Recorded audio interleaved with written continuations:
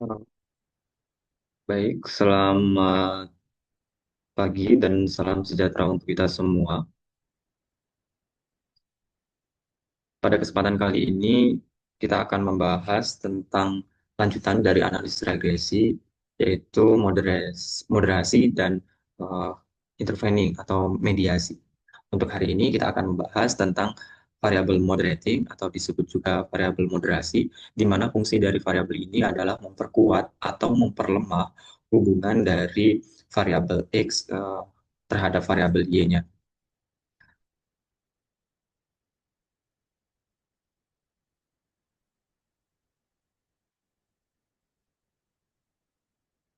Untuk kalau digambarkan ke dalam model penelitian atau konseptual framework-nya, gambarnya kurang lebih seperti ini tampilannya. Ada variabel independen atau disebut VI, kemudian ada variabel dependent atau VD di sini, kemudian ada variabel VMO atau variabel moderasi. Nah, variabel moderasi ini misalkan X-nya ada tiga, moderasinya bisa jadi di salah satu, di dua variabel atau bahkan ketiga-tiganya memoderasi hubungan X1 terhadap Y, X2 terhadap Y, X3 terhadap Y. Itu bisa saja terjadi tergantung bagaimana penjelasan teori maupun penelitian-penelitian terdahulu. Kenapa variabel moderasi ini biasanya dimasukkan ke dalam model penelitian kita? Kadang kita sering eh, ngasih alasan kenapa penelitian kita itu dilakukan karena inkonsistensi gitu kan. Ada hasil yang inkonsisten antara peneliti terdahulu satu dan peneliti terdahulu yang lainnya. Artinya, misalkan kita menguji X1 terhadap Y. Ada peneliti terdahulu yang menghasilkan hasilnya itu berpengaruh positif. Ada yang menghasilkan penelitian di variabel tersebut itu berpengaruh negatif. Bahkan ada yang menghasilkan penelitian itu hasilnya tidak signifikan, tidak berpengaruh. Nah, hal seperti ini biasanya yang menjadi dasar peneliti selanjutnya untuk kemudian menambahkan variabel moderasi ke dalam penelitian. Jadi kenapa variabel moderasi ditambahkan ke dalam eh, penelitian? Itu karena adanya inkonsistensi hasil-hasil penelitian terdahulu. Jika hasilnya bertentangan gitu ya, maka diduga ada variabel yang memoderasi hubungan sebab akibat antara variabel X dan variabel Y-nya. Makanya penelitian ini kemudian menambahkan variabel moderasi seperti itu. Jadi hati-hati kalau kalian sudah menjustifikasi bahwa penelitian kalian dilakukan karena adanya inkonsistensi hasil penelitian, maka sebaiknya teman-teman semua itu menambahkan variabel moderasi ke dalam penelitiannya yang sekarang. Kalau alasannya memang hasilnya masih inkonsisten seperti itu. Sehingga model penelitiannya yang dirubah tidak hanya berpengaruh X terhadap Y, tapi ada diduga yang mempengaruhi hubungan X terhadap Y tersebut. Jadi kalau digambarkan, variabel moderasi itu panahnya justru bukan ke variabel Y, tapi ke hubungan antara X dan Y. Itulah yang disebut dengan variabel moderasi. Ya, fungsinya memperkuat dan memperlemah hubungan variabel X terhadap variabel Y-nya. Kemudian kalau misalkan nih digambarkan di dalam model persamaan seperti itu, kalau ditulis dalam model persamaan regresi, VD itu variabel dependen atau Y sama dengan alfa ditambah beta satu variabel independen, X-nya X1 kalian apa, atau X-nya ada tiga berarti X1, nanti X2 dan X3 gitu satu-satu ya. Kemudian variabel moderasi tadi posisinya di nomor 2 itu juga dijadikan sebagai X. Nah, eh, di nomor 3 yang koefisien regresi B3 variabel independen terus dikali variabel moderasi. Itu disebut dengan variabel interaksi. Nah, begini cara menuliskan bagaimana persamaan kalau misalkan dimasukkan variabel moderasi ke dalam penelitian kalian. Jadi variabel independen ada, variabel moderasi yang dijadikan independen ada, kemudian variabel interaksi. Nah, moderasinya itu interaksinya ini. Interaksi itu perkalian itu antara X dikali dengan moderasi. Kalau misalkan X-nya ada tiga, Pak, berarti nanti persamaannya seperti ini, tinggal menambahkan waktu nomor tiganya itu berarti ada tiga variabel. X1 dikali variabel moderasi, terus nanti ditambah beta sekian dikali X2 dikali moderasi, kemudian ditambah X3 dikali moderasi, dan seterusnya, tergantung berapa banyak variabel yang dimoderasi oleh variabel itu. Ya, Boleh hanya X1 saja, boleh X1, X2, atau bahkan boleh semuanya dimoderasi. Tapi persamaannya cuma satu ini. Ya, tinggal nanti menambahkan X-nya dikalikan dengan moderasi. Kayak gitu. Ini kalau dituliskan ke dalam persamaan. Nah, untuk menganalisa eh, variabel moderasi, biasanya itu analisisnya disebut dengan moderate regression analysis atau disingkat dengan MRA. MRA ini analisis moderasi dengan pendekatan analitik dengan tetap mempertahankan integritas sampel dan memberikan dasar mengontrol pengaruh variabel moderasi. Jadi, kalau kemarin kita di pertemuan sebelumnya sudah membahas mohon maaf, regresi berganda. Nah, kalau ini model regresinya itu disebut dengan moderate regression analysis. Jadi MRA gitu ya teman-teman ya, nama ini. Nah, di MRA biasanya itu ada tiga persamaan ini. Persamaan yang pertama itu berarti misalkan nih saya kasih contoh judul penelitiannya pengaruh CSR terhadap kinerja perusahaan dengan intelektual kapital sebagai variabel moderasi. ROA itu singkatan dari kinerja perusahaan, kemudian CSR itu variabel independennya X-nya, kemudian IC itu adalah intellectual capital. Dia bertindak sebagai variabel moderasi. Kalau MRA sebenarnya itu tiga persamaan ini diuji dulu satu-satu. Pertama, di persamaan yang pertama ini, kita menguji pengaruh eh, X terhadap Y-nya tanpa melibatkan variabel moderasi di dalamnya. Kemudian, persamaan yang kedua, variabel X ditambah variabel moderasi yang posisinya diposisikan sebagai variabel X. Jadi X-nya sekarang ada dua, ada CSR dan ada intellectual capital. Nah, posisi intellectual capital ini jadi X-nya juga.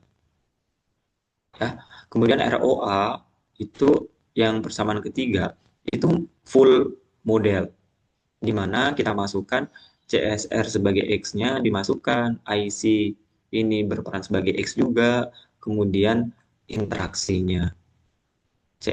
Karena hubungan CSR dan kinerja perusahaan dimoderasi oleh intelektual kapital, maka kita kalikan variabel interaksi namanya. CSR dikali IC. Kayak gitu. Ya, tapi biasanya di artikel-artikel persamaan satu dan dua tidak perlu dituliskan. Jadi kita langsung ke persamaan yang full model yang persamaan ketiga. Nanti saya tunjukkan kalau di artikel ilmiah itu seperti apa cara menuliskan. Ini contohnya ya kita akan praktik menggunakan data beneran, data contoh untuk menguji pengaruh CSR terhadap kinerja perusahaan yang dimoderasi oleh variabel intelektual kapital. Kita hanya pakai satu persamaan yaitu ini persamaan ketiga saja. Ya, oke ini hipotesisnya. Kita langsung saja teman-teman di sini ya. Misalkan judulnya itu pengaruh CSR terhadap kinerja perusahaan dengan intelektual kapital sebagai variabel moderasi. Nah, kalau digambarkan tuh seperti ini. CSR terhadap kinerja perusahaan, kemudian dimoderasi gitu ya oleh IC. Hipotesisnya kalau seperti ini, itu bisa tiga seperti ini ya. Yang pertama adalah hubungan CSR terhadap kinerja perusahaan, itu hipotesis yang pertama. Kemudian hipotesis yang kedua, IC-nya ini dijadikan seolah-olah berperan sebagai X. Nah, H2 ini IC berpengaruh terhadap kinerja perusahaan. Tapi gambarnya seperti ini tetap ya. Cuma ini saya kasih tanda opsional. Jadi H2 itu boleh dijadikan hipotesis, boleh tidak usah juga nggak apa-apa. Tergantung kalian sebagai peneliti pengen nguji IC ke kinerja atau enggak. Jadi ini opsional H2-nya. Bisa jadi kalian kalau di penelitian moderasi langsung pengaruh X terhadap Y, terus kemudian diuji apakah IC itu memoderasi hubungan CSR terhadap kinerja perusahaan atau tidak. Jadi IC-nya boleh diuji sebagai X, boleh langsung diuji sebagai variabel moderasi. Nah, kalau dijadikan persamaan, seperti yang sudah dijelaskan di slide tadi, ini kinerja perusahaan saya singkat KP sama dengan alpha ditambah CSR bertugas sebagai X-nya, kemudian IC memang harus dimasukkan sebagai X, baru bisa diinteraksikan seperti ini. CSR dikali IC. Itu variabel moderasi itu nanti ini yang dilihat. Ya, ini di dalam persamaan. Kemudian kalau di dalam SPSS, caranya masih sama seperti analisis regresi biasa. Ini saya contohkan ada variabel CSR sebagai X, variabel IC sebagai eh, moderasi, ini tapi berperan sebagai X nantinya, kemudian ROA juga sebagai Y. IC ini nanti kalau di persamaan tadi, itu ada dua peran. Sebagai X, dijadikan seolah-olah seperti X, dan diinteraksikan dengan X. Ya, berarti nanti Y-nya ada satu, ada KP, kemudian CSR-nya, kemudian IC, dan ada variabel interaksi. Sebelum kita menganalisis terlebih dahulu, kita kalikan dulu teman-teman variabel X kita dengan variabel yang memoderasinya. Berarti kalau di contoh ini, X-nya itu CSR, variabel moderasinya itu IC. Nah, kita kalikan dulu di SPSS, CSR dikali IC agar kita punya variabel interaksi ini. CSR dikali IC. Kita lakukan caranya untuk di SPSS, cara mengalihkan antar variabel, silakan diklik menu transform, kemudian pilih compute variable di sini. Ya, kemudian target variabelnya kita kasih nama nih teman-teman. Kita kasih nama, misalkan ini boleh interaksi CSR, ini nggak boleh ada spasi ya kalau di target variabel. Jadi kita kasih nama gini aja, CSR tanda bintang nggak bisa di sini teman-teman. Makanya saya pakai underscore. Kalian nanti kalau pakai underscore artinya ini variabel interaksi ya. Artinya itu CSR dikali IC. Maka caranya CSR kita klik dua kali sampai di numeric expressionnya muncul. Kemudian kita klik aja tanda kali di sini. Nah, sampai muncul seperti ini. Kemudian dikalikan dengan IC, klik juga dua kali. Kalau sudah seperti ini CSR dikali IC, dan nama variabelnya nanti bentuk CSR underscore IC ya. Terus kita oke. Kalian perhatikan, di sebelah kanan ROA ini awalnya nggak ada variabel. Tapi ketika kita membuat variabel interaksi ini, nanti dia muncul di paling kanan. Kita oke ya. Nah, ini dibiarkan aja, di minimize saja. Nah, ini dia udah muncul tuh. CSR underscore IC itu berarti interaksi tadi, moderasinya itu. CSR sebagai X dikalikan dengan variabel moderasinya. Kayak gitu ya. Kalau sudah kebentuk variabel interaksi seperti ini, baru kita kalikan. Baru kita analisis regresi. Caranya masih sama seperti pertemuan sebelumnya, yaitu analyze, kemudian pilih regression, kemudian pilih linear. Nah, kalau lupa, ingat-ingat persamaan yang udah kita bentuk ini.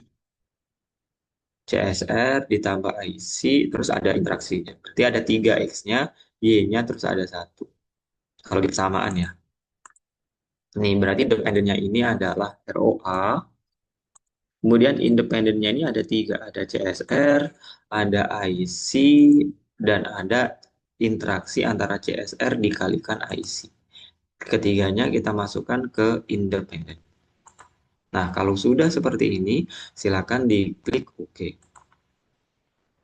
Ya, masih ada 3 output seperti di analisis regresi yang akan kita baca, yaitu model summary untuk adjusted R-square seperti yang udah kita bahas di materi sebelumnya. Silakan nanti dicek lagi materinya. Kemudian ini ada uji F juga sama, nanti fokus ke kolom F, sudah kita bahas di pertemuan sebelumnya. Jadi tidak mungkin saya ulang. Sekarang di kesempatan kali ini kita hanya membahas hasil SPSS-nya untuk variabel yang ini, apa namanya, untuk uji moderasinya. Ya, kita kopas ke dalam sini. Nah, di sini karena ini hipotesisnya tutil, tidak ada arahnya, biar cepat kita bandingkan T statistiknya, T hitungnya yang ada di kolom T untuk menjawab berpengaruh atau enggak, kita bandingkan dengan 1,96 sesuai yang kita bahas sebelumnya. Misalkan nih, hipotesis 1, CSR berpengaruh terhadap kinerja perusahaan. Nah, ini kan T hitungnya minus 3,479. Karena tutil, kita abaikan dulu minusnya, terus kita bandingkan apakah 3,479 udah lebih besar dari 1,96. Kalau sama, kalau lebih besar berarti berpengaruh. Signifikan apa enggak? Ini udah signifikan ya, karena udah di bawah 0,05. Seperti ini. Ya, berarti hipotesis satu diterima. Walaupun ini pengaruhnya negatif, karena kita hipotesisnya cuma bilang berpengaruh, maka ini diterima. Kalau cuma bilang berpengaruh atau tidak, itu kita fokusnya ke kolom T dan kolom C. Ini sudah memenuhi, jadi diterima.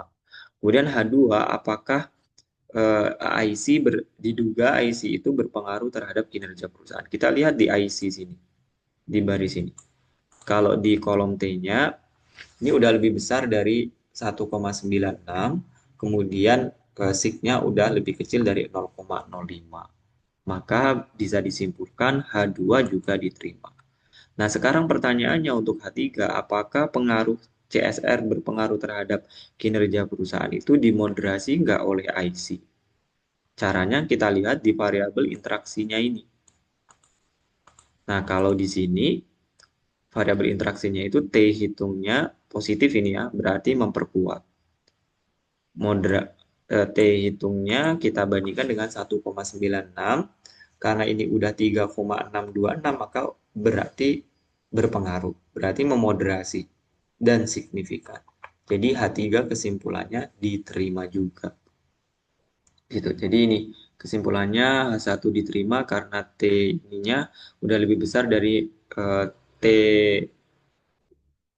T tabel ini ya. Tapi kita pakai rule of thumb aja minus 1,96 karena ini minus kita ikutin 1,96-nya dikasih minus biar ini tetap lebih besar. Signya udah signifikan juga, ini juga sama, jadi semua hipotesis diterima. Gitu teman-teman. Jadi cuma menambahkan variabel interaksi ini. Ingat tadi di SPSS sebelum kita analisis kita harus bikin variabel interaksinya ini. Kita kalikan X dan variabel moderasinya. Sehingga nanti kebentuk seperti ini hasilnya. Gitu ya. Untuk cara kita eh, melakukan uji moderasi.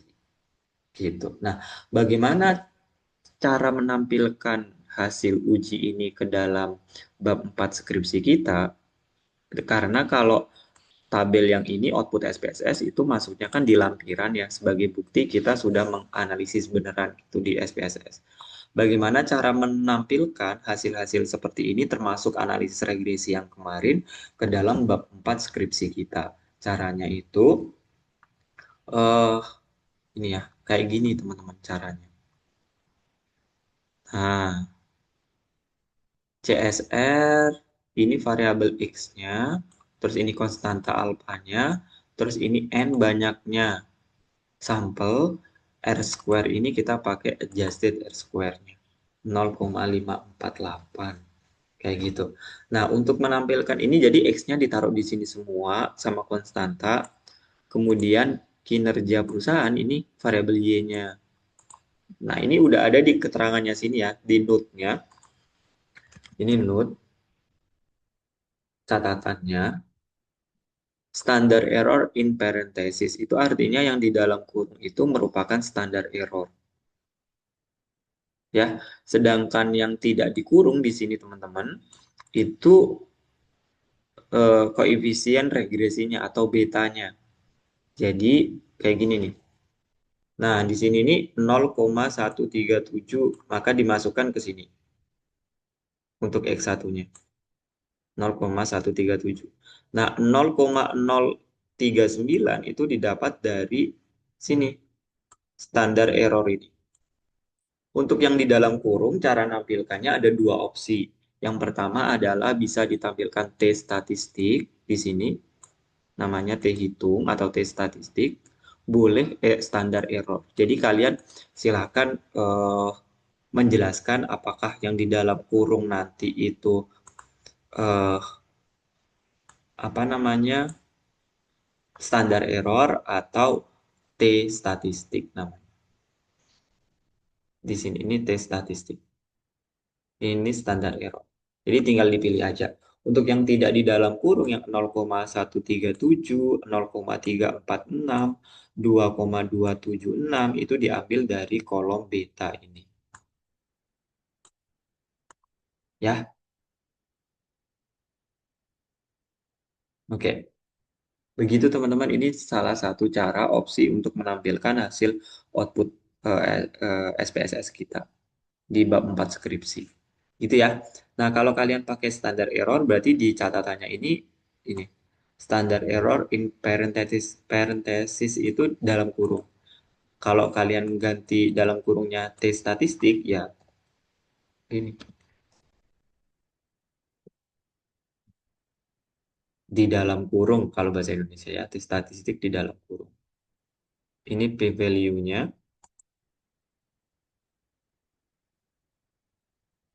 Ini p-value, kalau signifikan apa enggak itu hanya kita pakai bintang-bintang ini.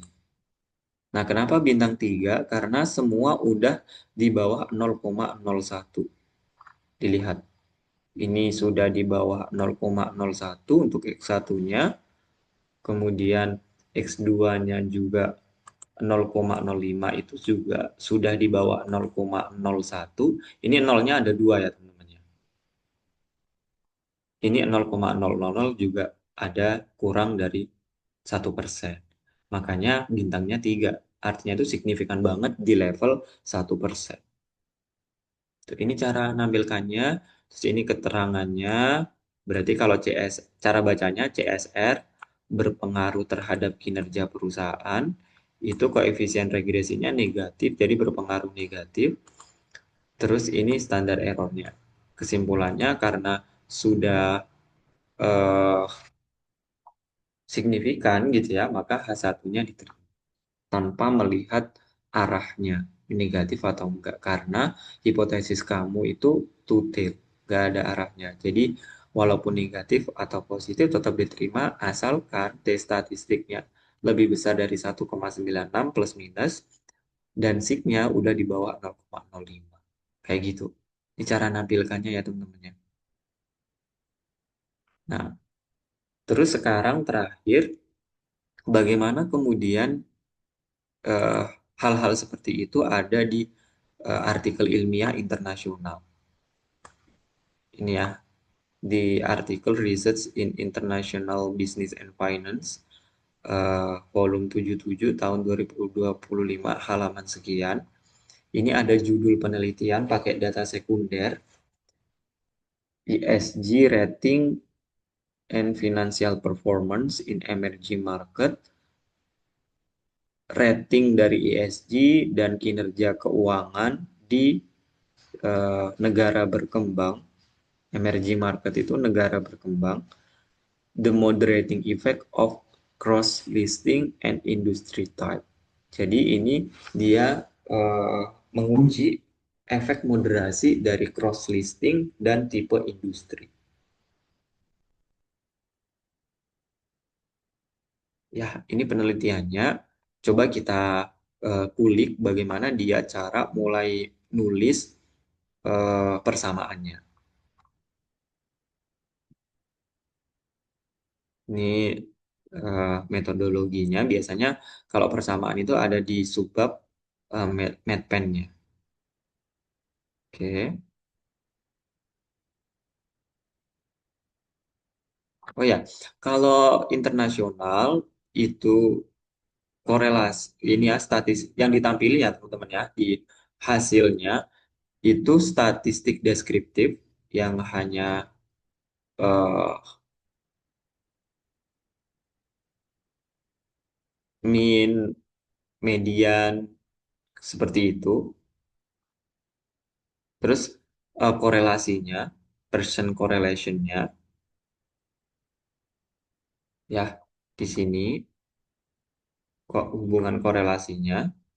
Kemudian ini main model itu apa namanya persamaannya. Dilihat teman-teman, kalau baca kayak gini tuh jangan pusing sekarang ya. Cara bacanya berarti ini CFP, Corporate Financial Performance, berarti Y-nya itu di depan ini. Kemudian ini beta nol, ini alpha ya teman-teman. Kalian boleh pakai beta nol, boleh pakai alpha, dan seterusnya. Kemudian beta satu ISG berarti ini X1-nya. Kemudian ini X-lead-nya yang jadi moderasinya. Kemudian ini variabel interaksinya yang dikalikan tadi loh. YSG dikali X-list. Nah, ini X-nya cuma satu, X-list-nya itu moderasi, terus dikalikan. Persis dengan yang kita lakukan tadi ya. Persamaan yang kita gunakan juga sama. CSR X-nya, IC moderasinya dijadikan X, kemudian dikalikan kayak gitu. Persis kayak gitu kan. Gitu ya. Kemudian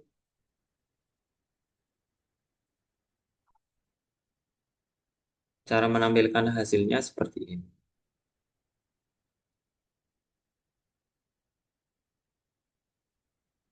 Gitu teman-teman. Nih, kalau ada dalam kurung seperti ini. Ya, ini tapi kompleks sekali ya. Anak S1 tidak mungkin sekompleks ini. Tuh, cara nampilinnya tuh kayak gitu. Berarti kita lihat di sini teman-teman.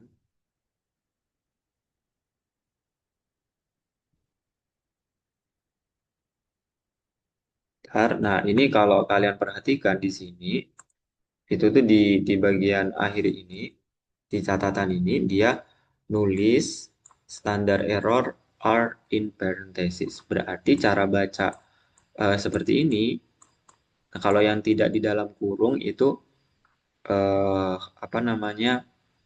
Berarti betanya. Kalau di output SPSS kita itu ininya nih. Nih, beta yang ini nih. Nah, ini tuh yang tidak di dalam kurung ini. Kalau di sini. Terus yang di dalam kurung itu kalau di keterangan bawah tadi dia menginformasikan standar error in parenthesis. Berarti itu standar errornya yang dimasukkan di sini. Kalau di kasusnya kita itu ininya nih yang dimasukkan standar error. Ya, kayak gitu. Dia milih opsi standar error yang dimasukkan ke dalam eh, apa namanya kurung itu tadi. Ada juga opsi yang bisa memasukkan T hitung. Jadi terserah kalian mau di dalam kurungnya T hitung ini, T statistik istilahnya, atau standar error. Jadi kalau baca artikel kayak gini jangan pusing ya teman-teman ya. Nih, cara bacanya berarti yang di sini tuh XX-nya. Yang ini tuh Y-nya yang di atas. Ini jenis eh, analisis datanya ada OLS, regresi biasa, 2SLS, ada GMM. Kayak gitu. Di macam-macam ya. Nah, untuk cara bacanya misalkan ini ya, pengaruh growth atau leverage atau ZEIS ini ya, misalkan ZEIS terhadap eh, kinerja keuangan perusahaan, kalau ZEIS itu berpengaruh negatif ini karena dia negatif di sini teman-teman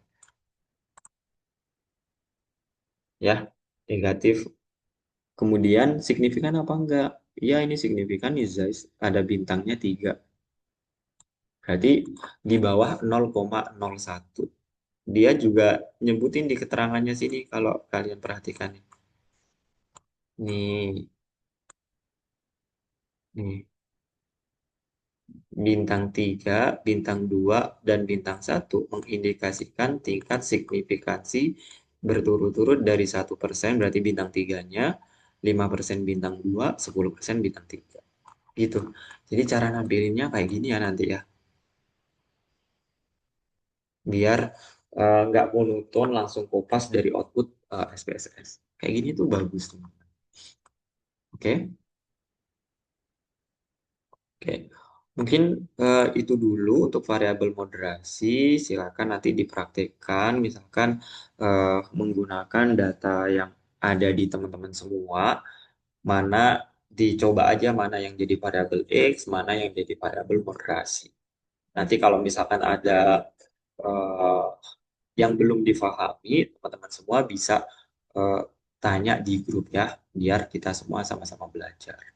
Mungkin itu dulu untuk di sesi ini, diskusi kita. Kita sudah belajar tentang variabel moderasi. Ternyata variabel moderasi itu memperkuat atau memperlemah hubungan X terhadap Y. Kalau di kasus kita tadi, ini positif ya, berarti memperkuat. Semakin ada IC, kalau ada IC itu memperkuat hubungan CSR terhadap kinerja perusahaan.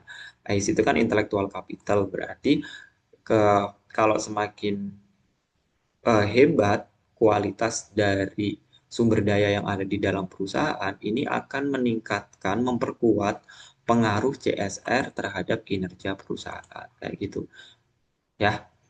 Terus ada hipotesis yang langsung dari X ke Y, ada hipotesis moderasinya seperti ini. Sedangkan hipotesis dari variabel moderasi ke Y itu opsional, boleh diuji, dijadikan hipotesis, boleh enggak. Kalau persamaannya seperti ini tadi, X-nya kita jadikan di sini, kemudian moderasinya kita posisikan sebagai X juga, kemudian interaksi. Jadi sebelum kalian menganalisis, usahakan kalian sudah membuat variabel interaksi antara X dan moderasinya. Gitu ya. Cara bacanya masih sama, T-nya dibandingkan, kemudian signifikan apa enggak. Terus cara menampilkan hasil outputnya bisa seperti ini. Yang tidak di dalam kurung ini artinya koefisien regresinya, yaitu fokus di kolom ini. Kemudian yang di dalam kurung opsinya ada dua, boleh standar error yang di sini atau boleh T statistik yang di sini. Silakan dipilih tergantung kalian nyamannya menjelaskan yang mana. Gitu ya. Kalau kalian nanti nemu ada kali-kalian seperti ini, dikali seperti itu berarti variabel moderasi. Gitu. Mungkin itu dulu yang bisa saya sampaikan. Eh, Terima kasih atensinya. Silakan nanti dicoba beneran ya teman-temannya agar kalian dapat pengalaman untuk melakukan uji moderasi. Untuk penelitian yang menggunakan kuesioner, caranya tetap sama. Kalau kuesioner berarti pakai variabel total-total dari masing-masing variabelnya ya untuk dianalisis. Mungkin itu dulu saya akhiri. Terima kasih. Assalamualaikum warahmatullahi wabarakatuh.